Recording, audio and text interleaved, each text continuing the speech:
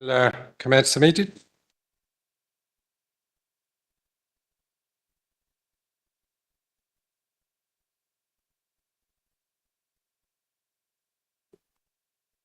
Okay, good evening everyone, and you're very welcome to our meeting here on Wednesday 11th of March in the Town Hall.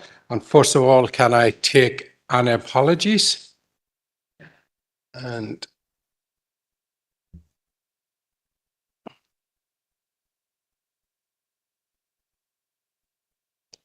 not seeing any hands up. Yes. Yeah, I'm looking at Debbie there, but I'm not seeing anything. So, I don't have any, Chair. I'm not sure if Anthony has got any there. Hold on, Okay. Debbie, hold on. Can't hear you for one. Oh, can you hear me now? No, it's very, very low. Oh, I don't know what that is. Anyway, no Okay. apologies anyway. Lovely. Thanks, Debbie. Victor. Councillor Robert Irvine. Cheers, Victor. Thank you. Dermot. Sorry, Chair, I was just checking. I think Councillor Colette McNulty might be an apology. Just checking that unless she's online. Okay. Could well be so. And David? Thank you, Chair. Just to let you know, I'll just be on the meeting for about 30 minutes. Oh, yes. I got that message. Thanks, David. Yep. Thank you. Okay. No further apologies. That's grand. The minutes and confidential minutes of the previous meeting on the 11th of February have been signed. Any declarations of interest? No? Okay, thank you. We're moving on then to item number 4, and that's Corporate Servants and Governance Directorate Reports, and 4.1. Louise? Okay, thank you, Chair. So there is one item for decision and a number of items for noting. So at 2.1, the draft response to the Department for Communities consultation on the Northern Ireland Executive Disability Strategy 2025 to 2035. And members are reminded that council powers have been delegated to this item. So the draft response supports the strategy's vision, outcomes, commitments, particularly around transport accessibility, digital inclusion, safeguarding and supporting housing, and improving participation in education, employment, culture and sport. The response highlights the additional challenges faced by disabled people in rural areas, including transport poverty and limited access. The response also points out that the strategy lacks resources or an action plan. Secondly, there are key items for information. So at 3.1, 2 responses submitted to since the last PNR. A number of consultations referred to other committees at 3.2 to Environmental Services and Regeneration and Community. And at 3.3, consultations for noting. And additionally, at 3.4, to be added, there is a consultation to which a response will be drafted and presented at the next PNR, and that's to DERA's NI Rural Policy, which closes on the 1st of June. And just to note as well that there are 2 in-person events, one on the 24th of March at 10:30 at Southwest College in Enniskillen, and on the 30th of March at 10:30 at the Stroll Arts Centre in Omagh. And we also promote these on social media. So it's recommended that the Council approves the draft response to be submitted in relation to the disability strategy, and that the Council notes the additional information. And just to clarify, so the forthcoming consultations at 3.4, added now, consultations submitted since the last PNR at 3.1, consultations referred to other committees as set out in 3.2, and consultations included for noted as detailed in paragraph 3.3. Thank you. Okay, thanks, Louise. Victor? Thank you, Chair. Well, obviously, as somebody who is affected by a disability, I take great pleasure in proposing the recommendations. It's very good. The response has been fantastic. So I'll propose it. Thank you. And are you willing to propose the noting of the other? Thanks, Victor. Nolene. Yeah, thank you, Chair. I'm happy to second the draft response as well and the other reports as well. But just on the draft response, I think it's a really, really good response. I think, as you state in the draft response, that on the whole, the ideas of the whole strategy is very good, but it really, really lacks in commitment.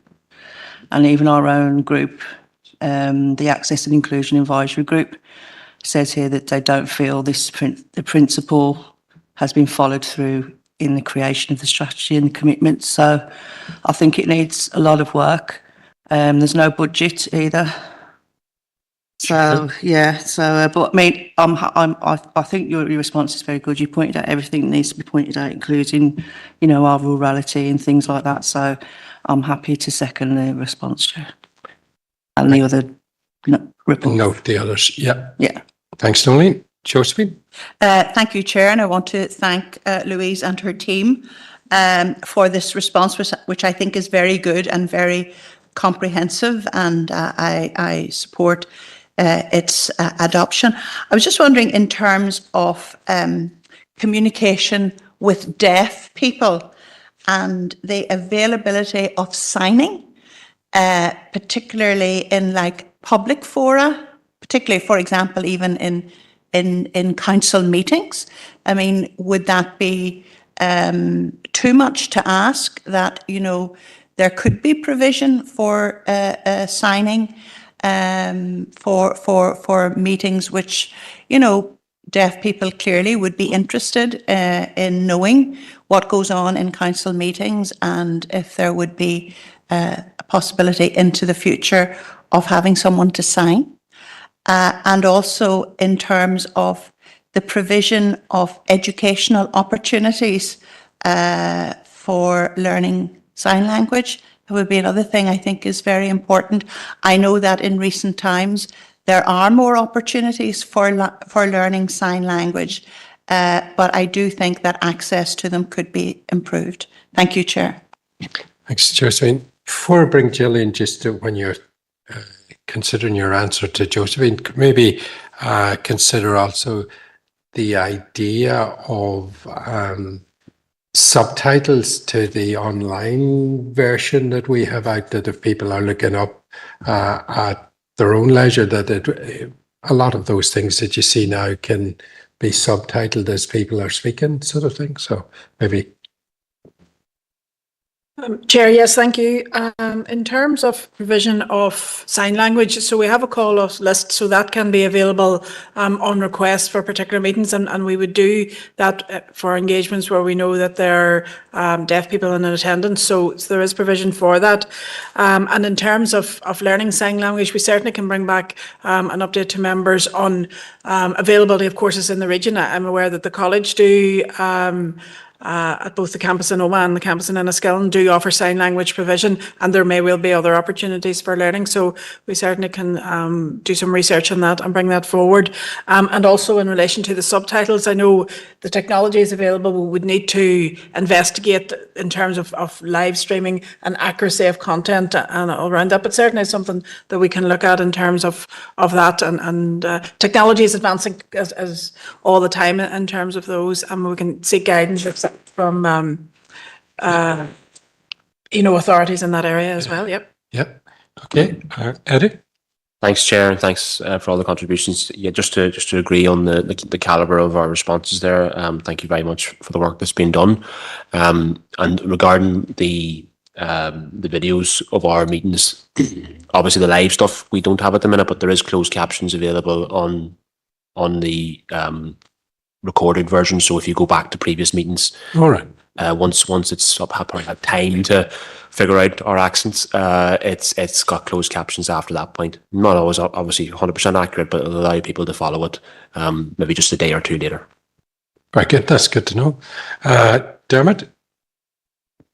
Thanks, Chair. Just in relation to the disability strategy, I suppose in any of these strategies, particularly when they're dealing with marginalised groups, the lead should be taken from those people who will be most affected. So that's why we talk about co-production and people use the phrase "nothing about us without us," and I think that's what has gone wrong for the strategy. The department has not meaningfully engaged with the disability community on this, and there's they have been very, very vocal, some of the disability groups, in challenging the strategy. And I'm just going to read a quote from one of the disability groups, and they said that this draft strategy is a massive disappointment. It has been developed without input from the deaf and disabled people, and its 58 commitments will fail to deliver any meaningful change to their lives or advance their rights in any way. So that's the verdict on this strategy. So I think, we need to be mindful that that's what really our response, and in fairness, our response does reflect that concern. But and just on the back of that, I do have a question maybe. In instances like this where we're drafting our response, do we speak to like the disability advisory group on this and sort of gather feedback from them as to what our response should be? Okay, thank you. Please. Yes, the draft was shared with our Access and Inclusion Advisory Group and we incorporated their comments. Yeah. Okay, thanks, Louise. Proposed and seconded. Are we all agreed, members? Okay, thank you. Moving on to 4.2 then, Catherine. Yeah, thank you, Chair. Good evening, members. So the Financial Matters Report this month, members, includes the 10-month management accounts approval requests for arrangements for financial reporting for the end of 25-26 and for the financial year 26-27, and also noting the details of the district rates for the Northern Ireland Councils, and I've also included a link for the regional rate. So just in relation to management accounts, members, they're included as an appendix. They're for the 10 months end of 31st of January. And the net expenditure for the period amounted to £35,730,771 out of a budget profile for the period of £37,415,987. Leaves the total expenditure to be financed of £37,646,797 against a profiled funding budget of £39,082,346. And it's just noted, Chair, Section 2.2 details proposed reporting arrangements. We will do the 11-month management accounts next month's meeting, and then just the time required to do the full complete position for the 31st of March 2026, and that be reported to the June committee.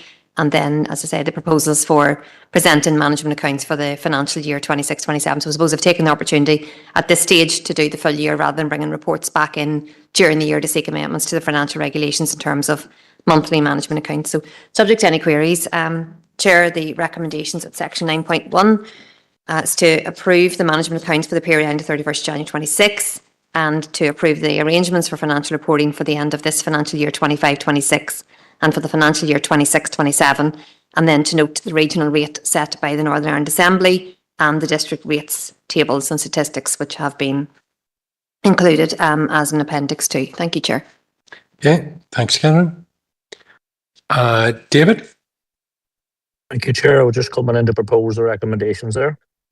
Okay, thank you. Mark? Thank you, Chair, and thanks, Catherine, for the monthly update. And Chair, I'm happy to second the noting there. Catherine, they're not really questions as such, they're probably two more comments. So net operating expenditure for this year so far, well, up until month 10, so end of January, I see we're at 1.6, almost 1.7 variance or underspend. And even with the very significant additional in-year allocation of almost 250,000 to capital reserves, or from revenue reserves to capital, I mean, we're still sitting at a very significant 1.4, almost 1.5 million variance or underspend. So I only say that, Chair, in the context, again, only in recent days, there have been significant issues and challenges in the delivery of frontline core council services in terms of the bin collections, and in particular the brown caddy. So I know I raise this point regularly, but for us to be told that anything is unaffordable at the moment, we just need to be conscious as members of the council. We're sitting here with a 1.685 million of an underspend by the end of January, and that figure's likely to increase by year end. And then finally, Chair and Catherine, it's more just a comment on the table of the district rates. I mean, even we didn't support the rate proposed this year, I do acknowledge the fact that Fermanagh and Omagh struck the lowest rate in Northern Ireland, and that at least is something to be welcomed. But anyone that paid attention to the 5-year capital plan and the medium-term plan will very much understand that this is the calm before the storm. I mean, it was low this year. Next year is when local people and local businesses and local households will see significant increases on the rate because of the borrowing decisions that this council has taken. So I just wanted to put that on record. Thank you.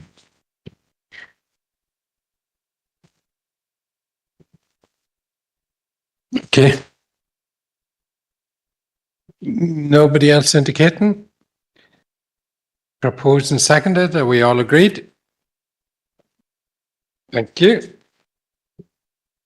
Kat, you're up again. Procurement and tenders. Thank you, Chair. Members, this is the first new report since the Council approved the procurement policy, and I suppose just within section 1.1 was just by way of a little reminder in terms of the new policy, the approval requirement process that will be brought through to yourselves for approval, which is the context of tonight's report. And then also included within that is the link, and I have to say, members, that link is slightly incorrect. If you search for tenders, you will find a list now on the Council's website of all tenders. I will, over the coming days, get that link corrected. I spotted an error in it later on this evening. So in terms of approvals then and matters for decision, members, they're highlighted in section 2 of the report.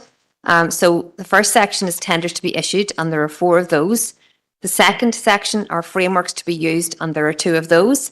The third section then is contract and contract extensions where the value exceeds £250,000, and there are 4 of those. So, Chair, subject to any queries, the recommendations are as detailed in section 8 of the report. Okay, thanks, Councillor. Victor? Thank you, Chair. Just to propose the recommendations. Thank you. Thank you. Dermot? Thanks, Chair. Yeah, I'm happy to second the recommendations there. And I would just have a question. And now that we've got the new policy, I know there's much more focus on social value coming through our tenders. So I just wonder, is there an opportunity within our reports to sort of like give a flavour of the social value aspect of some of these contracts, just so that we know that there is a benefit to these, and just it would be useful for us to have that information. Whenever we're speaking to people, we can claim, pass that information. Have an awareness. Yeah. Sorry, I just realised I'm still on. Through the Chair, yeah, that's absolutely fine. We will do that as we come through the next couple of months with the particularly the larger value procurements, but also an interest in the smaller values. And we are embracing in further social value training, so it keeps continuing as there is training coming up now, really in relation to construction type contracts, and then there's further training in due course again in terms of service type contracts. So that will continue for ourselves as we move forward. Okay, so that hopefully will ramp up over time. We have the report proposed and seconded. Are we all in agreement? Thank you. Okay, moving on to 4.4. Thelma, that's yourself. Thank you, Chair. So the monthly staff matters report. So this month we have 2 items of communication in relation to pension contributions. So that's for both of the pension schemes that operate within the council, the NILGUS scheme, the majority of our members, and the civil service pension scheme, which a small number of our employees remain in. And that's the annual contribution rates in those schemes.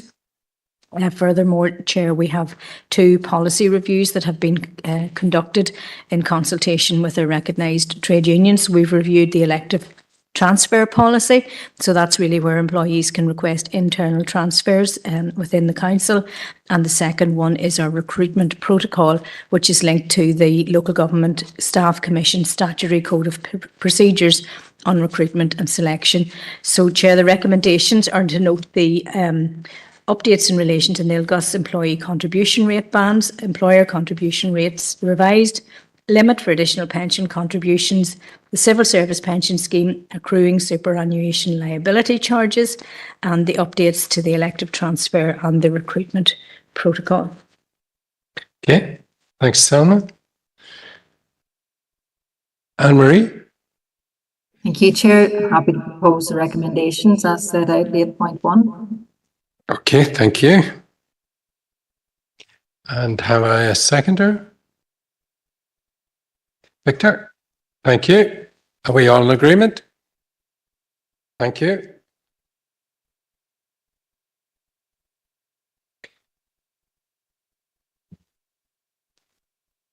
We're going on to 4.5, and that's Director of Corporate Service. Jill, all yours. Chair, thank you. So there's one matter for decision and a number of matters for noting in this report. The first for decision is around our plan to seek accreditation as a living wage employer. So following a council motion on the 13th of January in relation to the accreditation, there was a request to bring forward a plan of what that might look like in terms of timescales, costs and other implementations. So we have progressed work and have had engagements with both Advice NI and also with a number of other councils who have secured the accreditation to inform ourselves from best practice. So in order to secure the accreditation, there's a requirement that the council offers the real living wage to all our staff who are contracted directly, which we do to all employed staff. We currently do that, and also to staff who are subcontract through a supplier to provide a service. So in relation to that, we have done some initial scoping in terms of the feasibility of that. And we think that is possible. We think that's achievable. And we've outlined within the paper the proposal and the plan to take that forward, the stages involved in terms of setting up a working group, looking very carefully at our third-party contract review. So all those contracts we have with external providers and reviewing those.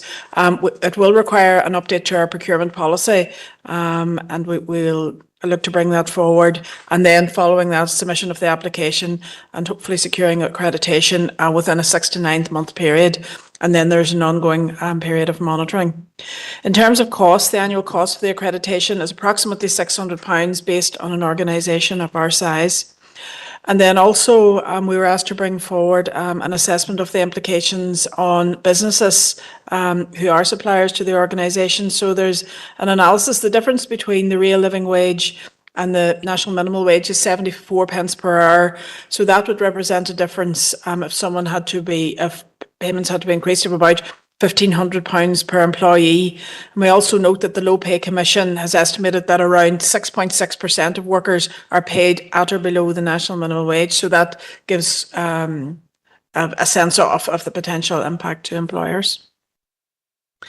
So then moving on to some matters for noting. So the first is in relation to document redaction. So we've had a review of our document redaction guidelines to ensure they're consistent in how information is presented and redacted across all our published documents. So that's all documents that we have on the council website, all our council and committee meeting items, and any items that are disclosed through access to information requests. And the guidelines have been developed to ensure that we have compliance with data protection legislation and to reduce the risk of publishing personal data in error. So Appendix 1 attached is the guidelines that we've drawn forward, and we plan to work towards an implementation date of standardised consistency from the 1st of May 2026 this year. So you'll see that coming through in the documents. The second item then for noting is an update for members on access to information requests. So this follows a request at the December Policy and Resources Committee, where members requested an update, a more detailed update on access to information, freedom of information requests, to understand a bit more about the detail of those requests and the volume. So there's some data provided within the period of the number of requests and the number that were responded to within 20 days, 40 days, and the number which were responded to in excess of 40 days. The legislation allows for extensions in excess of 40 days or in excess of 20 days under certain conditions. For example, when we have to clarify whether and consider whether we're applying a public interest test to disclose or withhold the information.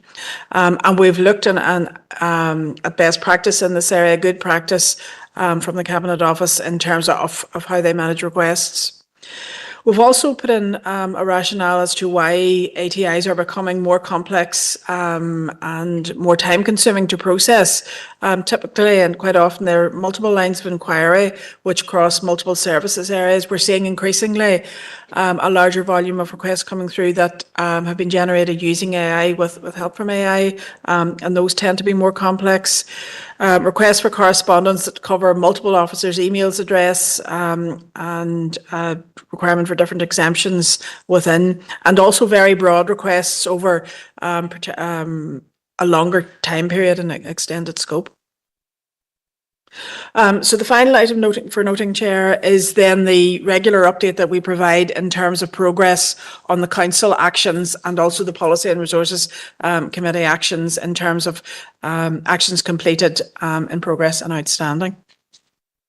So in terms of recommendations, those are as outlined in section 9, so that the council considers the plan to seek accreditation as a living wage employer, and that the council notes the updates on the document redaction guidelines, the access to information requests, and the council and Policy and Resource Committee actions.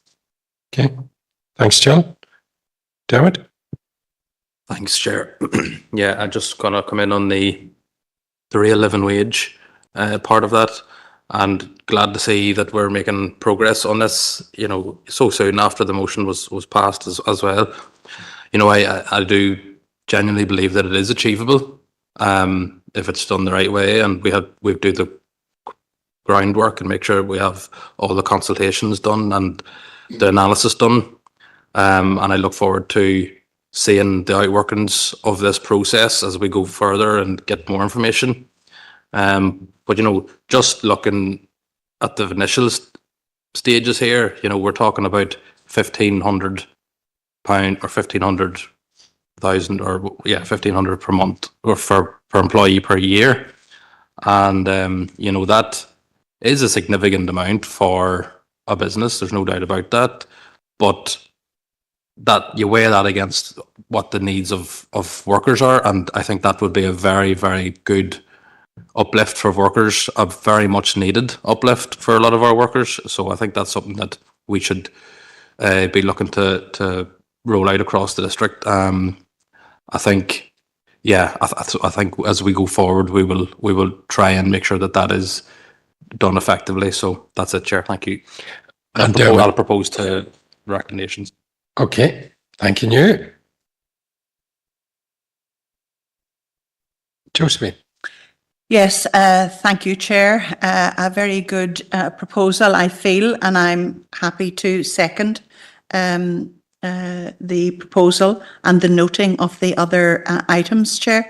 I just want to make comment on items 3.3 and 3.4, which is really the quarterly council actions update, and also then at 3.4 the quarterly P&R committee actions update for November, December of last year and January of this year. So I think really this is a very good performance by the council. It's actually quite astounding because, you know, I'm always very cognizant of the fact that, you know, as members, we can make requests for information or there's other actions that have to be taken.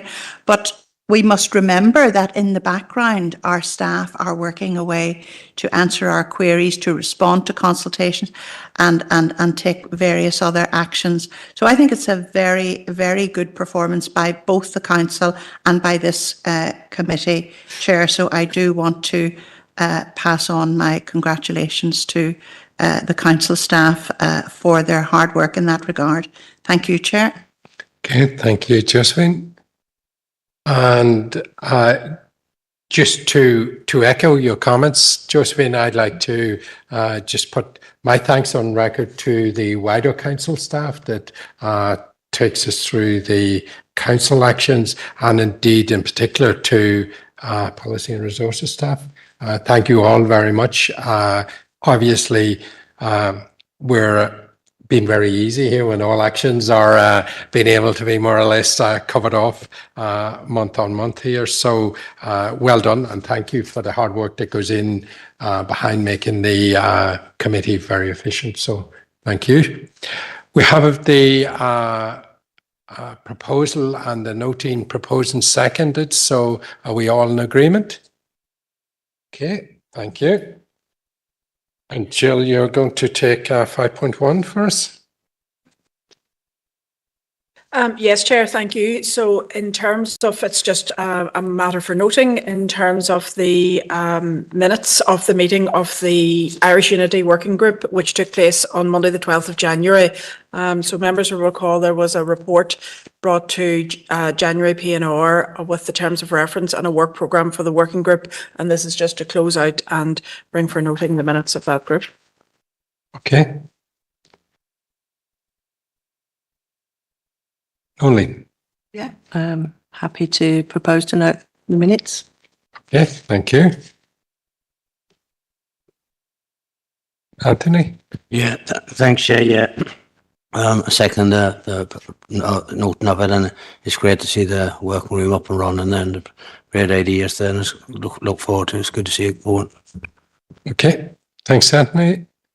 Are we all in agreement? Proposed and seconded? Thank you. Okay, moving on to 6.1, correspondence. Jill? Yes, Chair. So there's two items of correspondence to note. One is the Nilga News, which comes on a monthly basis in terms of the update from the Local Government Association we're noting. And we could take a proposer and seconder for that. Okay. Have we a proposer and seconder? We take them individually. Seamus proposing and Anne-Marie seconding. Okay, all agreed. Thank you.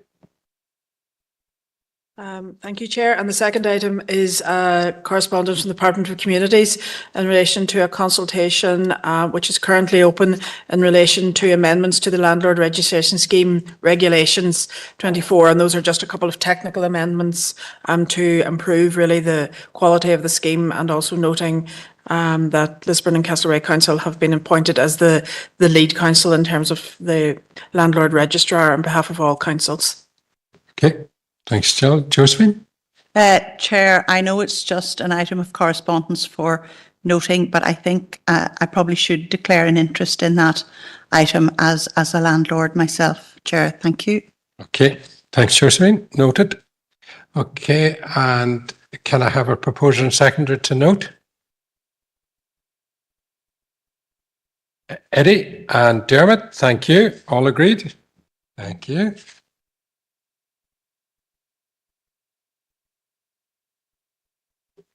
Okay, 6.3. Anything under other? No. Under Shirley's, yeah. Let me see. Shirley, had you an item that you wanted to raise? Thank you, Chair. Yes, I did indeed. It's actually to do with Aware, Defeat Depression, the charity. And the lady in question, Margaret McCrossan, actually approached me to see could she said she never has actually spoken or they've never made a presentation to the council. So I was just wondering, could we have an informal meeting with those people? It's a charity that's quite close to my heart and most people's heart, I'm sure. They prevent they work hard to prevent suicide and to support families and that. So I would just like to make that proposal. Thank you. Okay, thanks, Shirley. Josephine? Thank you, Chair. Well, I'll declare an interest in that item, Chair, because I'm a member of the board of Aware NI. Okay, thanks, Josephine. Mark?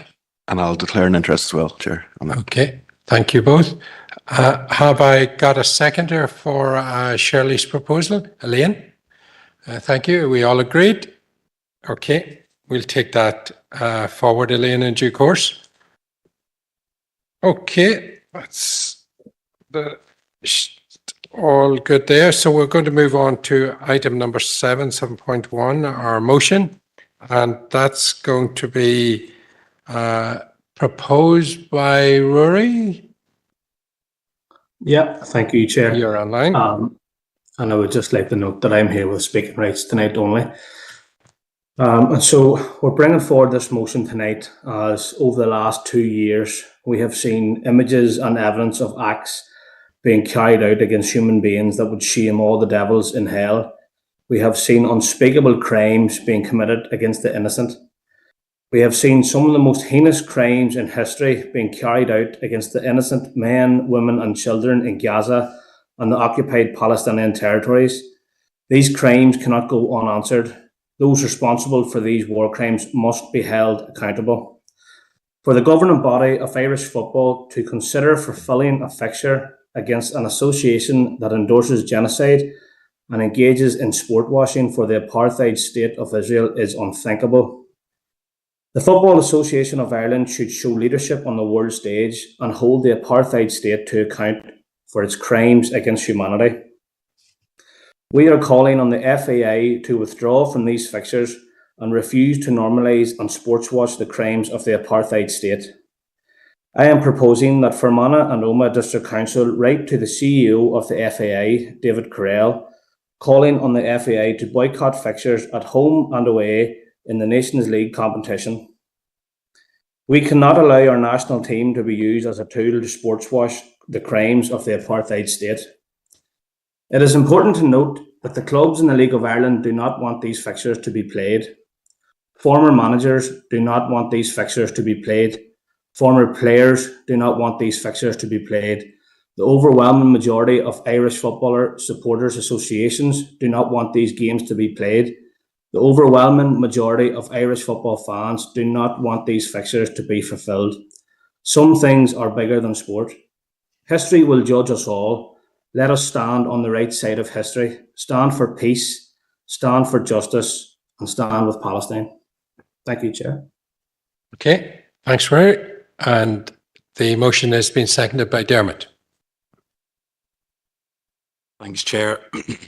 Yeah, Rory has outlined the position quite well there. You know, Israel is a murder state. You know, for over the last couple of years, how many people in Gaza have they murdered? Women and children. Hospitals bombed, schools bombed. You know, there's hardly a building left standing in Gaza. So, you know, and we're seeing it on our TV screens week in, week out. What are they doing in the West Bank? They're stealing land. The settlers there are stealing land.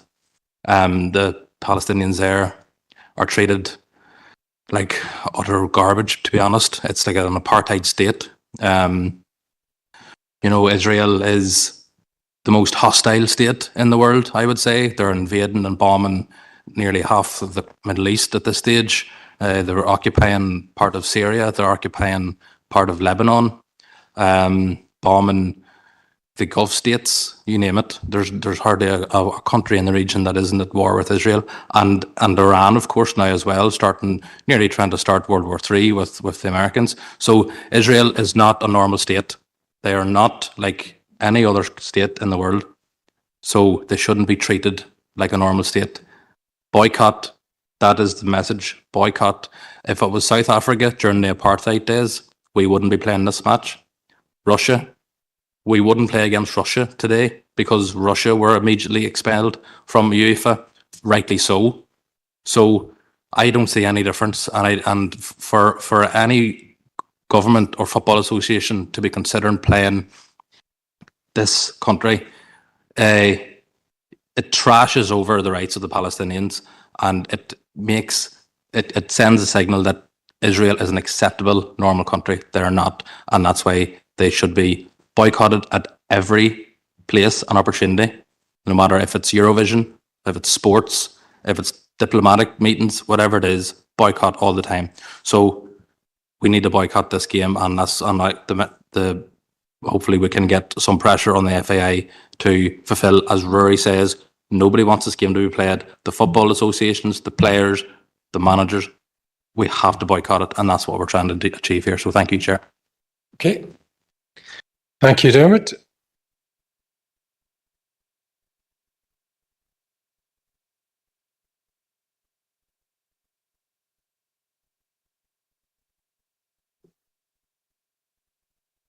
Eddie. Thank you, Chair. I want to start by recognising the very real concern across our district about what is happening in Gaza.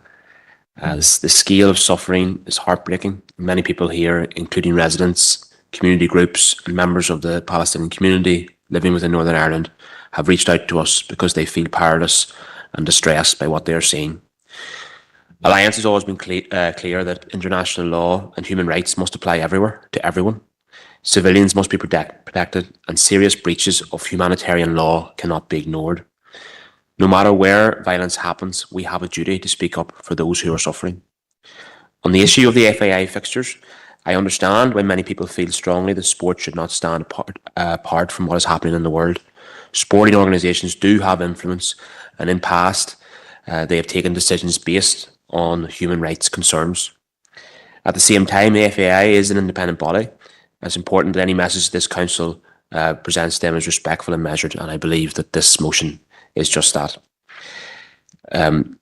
We can share the concerns of our community and ask them to reflect carefully on the situation and the ethical questions it raises.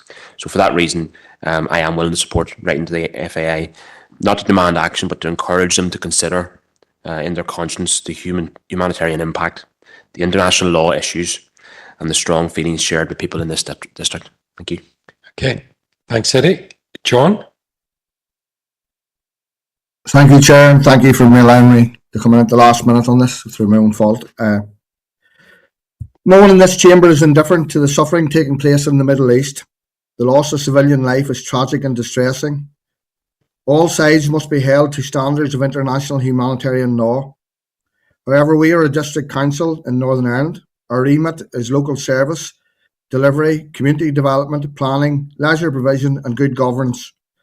Foreign policy is determined by national governments. Legal determinations such as genocide are matters for international courts, not for councillors in Fermanagh and Omagh.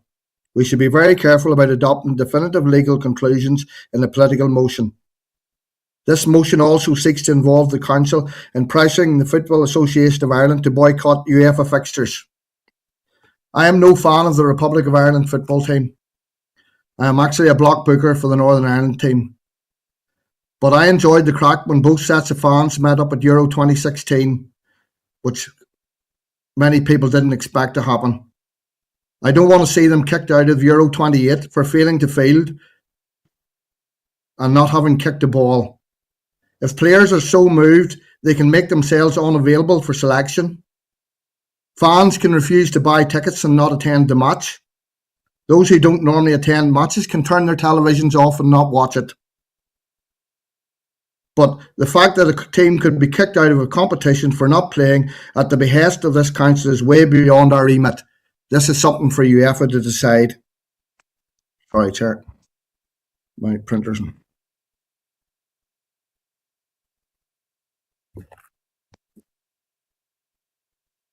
So, as this motion is drafted and exceeds our remit, politicised sports and adopts language that this council is not in a position to determine, we will be my party representatives will be voting against it. Thank you, Chair. Okay, thanks, John. Josephine? Thank you, Chair, and I would like to thank Councillors Little and Brown for bringing forth this motion. You know, I think that we all have been horrified by the TV images of what is happening in Gaza. And sometimes it's very difficult, Chair, for ordinary citizens to know what to do in these circumstances. How can we protest against the taking of human life? However, as a corporate body, we do have a responsibility to uphold international law and human rights and to speak out against it as a corporate body when we see breaches of international law. And sadly, I think that this does apply to the actions of Israel in its treatment of the civilians of Gaza and of the West Bank. Now, I'm old enough to remember the boycotting of sporting activities in South Africa when the apartheid system was rife. And I'd like to think that that action got the message through to the South African government that an apartheid state is certainly not something that the rest of the international community could condone. I think it is appropriate for this council to write to FIA and just ask them to consider boycotting these fixtures, and hopefully that will send a message that we in this council do not support these activities. So I'm happy to support the motion, Chair. Thank you. Thanks, Josephine. Bernard? Thank you, Chair. And just following on from Councillor Deehan, I would be of the same thinking, and I'd just like to thank both councillors for bringing this motion, and just to say that the SDLP will be supporting this motion. Thank you, Chair. Thanks, Bernard. Shirley? Thank you, Chair. I actually wasn't the designated speaker for our party on this motion. If it had come through at the council meeting, I wouldn't be speaking on it at all. So I just really want to say that I would broadly agree with what John, the Ulster Unionist councillor, put forward there. And for those reasons, the DUP will not be supporting the motion. Thank you. Okay, Shirley. Could all the online contributors take their hands down for me, please? Thank you. Victor. Thank you, Chair. Well, of course, the situation in Palestine and Israel is sad, as are all conflicts across the world. However, we seem to spend an increasing amount of time in this chamber debating issues that are completely outside of the remit of this council. To suggest that the Republic of Ireland football team is our football team certainly doesn't ring true to me. I'm a Northern Ireland supporter. I was born in Northern Ireland. Northern Ireland is my national football team. If others want to support other national teams, that's entirely up to themselves. We were elected by the people of Fermanagh and Omagh to represent them on matters that directly affect their daily lives, like local services, infrastructure, economic development and community well-being. Those are the responsibilities that taxpayers expect us to focus on. Debating international conflicts over which this council has absolutely no influence serves little purpose and risks turning this chamber into a platform for political grandstanding rather than practical local governments. Carry on, Victor. The floor is yours. If individual members feel strongly about international issues, they are, of course, entitled to express their views in their own capacity, but it is not appropriate to use council time and resources to pursue matters that we have absolutely no power to influence and which fall far outside the responsibility entrusted to us by our constituents. Thank you, Chair. Okay, thanks, Victor. I don't see any other speakers indicating, so I'm anticipating division within the chamber. So for our Policy and Resources Committee members, I'm going to ask Adele to set up a vote.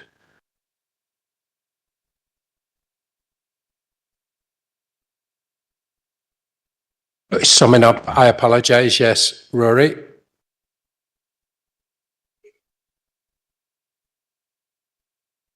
So if we can just hold that vote, Adele, just for 1 second. Rory, floor is yours. Cheers, thank you. Well, I would just like to thank the members from across the chamber for their support. And again, the hideously inadequate response from political unionism is shameful. And to be quite honest, it's frightening. But again, thank you for the support across the chamber. Okay, thank you. Who's that hand up? It's me, Debbie? Chair. Yes. Can I just make a quick comment? Go on ahead with the discretion of the Chair, Debbie, on this occasion. Just a few seconds. I just find it absolutely astounding. Listen, I have met plenty of Palestinian people in the Fermanagh and Omagh area who live here and pay their taxes as well as everybody else. They live here, their families are here, they're in contact. We've done video calls with their families back in Palestine at some of our protests. So for people to think that it doesn't affect this council area, they are totally wrong. Some of these people live in our area and they pay their taxes and their rates the same as us, and they've got every right to be supported in the horrors of what's going on in their own country. Thanks, Chair. Okay, thank you, Debbie. Okay, now we have our vote.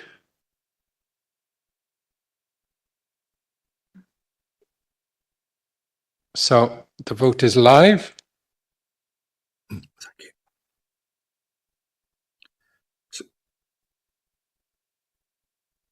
Chair, I've been given a vote. I'm not a member of your committee, so if the TAC people could adjust that.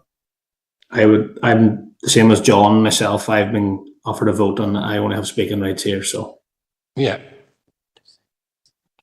Yeah, so we're taking good integrity here that those that are not on policy and resources will not be voting.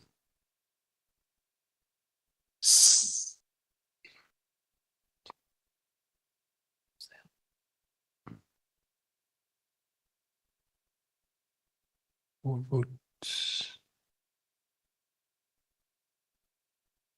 4 votes for, is it? And 2 votes against, is it? 3 votes for, 1 against. Yeah, 3.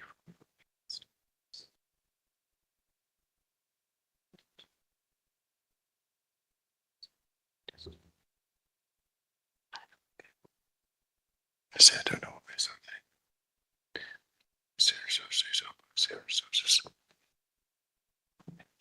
Anne-Marie, Shirley. Bernard? No. Yes. Bernard. 3. So it's 11 for, 2 against. Okay, so the vote is 11 for and 2 against. So the vote, the motion is passed. Thank you all. And thank you for those that came in to speak and contribute. Okay, we're moving on to point 8, but we haven't had any notifications, so there's no other urgent or relevant business. And we're moving to point 9 to consider confidential staff matters. And Thelma. Oh, hold on. Yeah.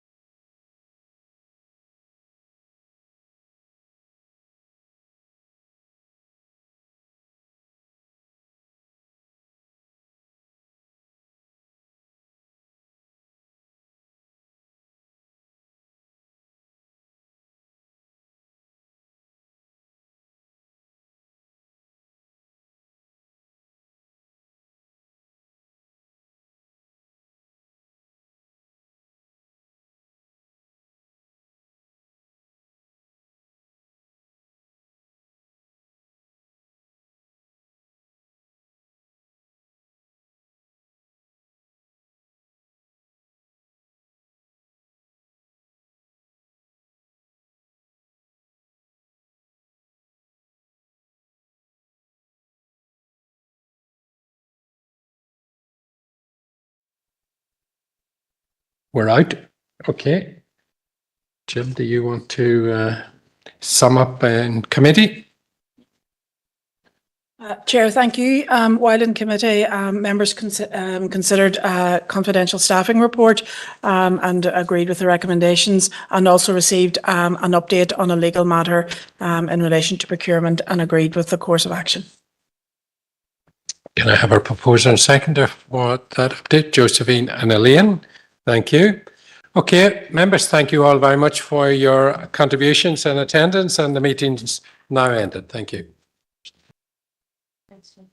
Thank you, Chair. Thank you.